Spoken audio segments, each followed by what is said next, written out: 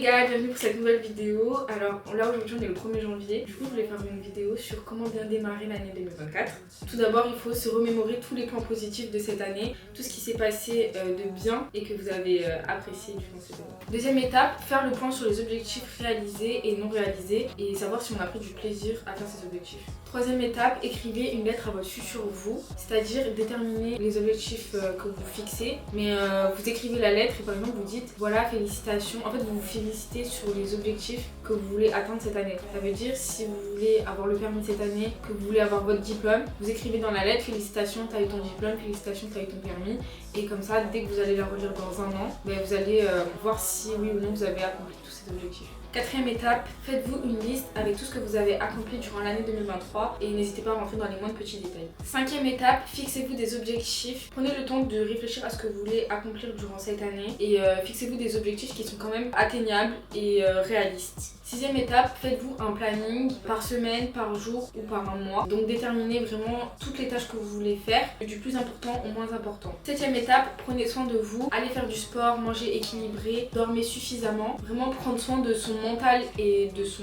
physique, c'est super important pour commencer l'année du bon pied. Huitième étape, faire le point sur votre vie. Réfléchissez à tout ce qui vous rend heureux. Réfléchissez aussi à ce que vous voulez changer chez vous. Moi par exemple, dans mon travail, souvent on me dit que je parle très doucement.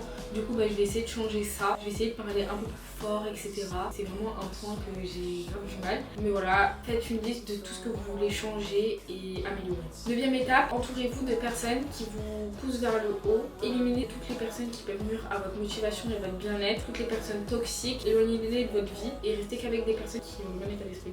Dixième étape, apprenez de nouvelles choses. Toute la vie, en fait, c'est toujours un apprentissage, on apprend toujours de nouvelles choses, qu'on soit jeune ou vieux, on a toujours des choses à apprendre. Quand on est jeune, on apprend par les plus anciens, les anciens ils apprennent par les jeunes.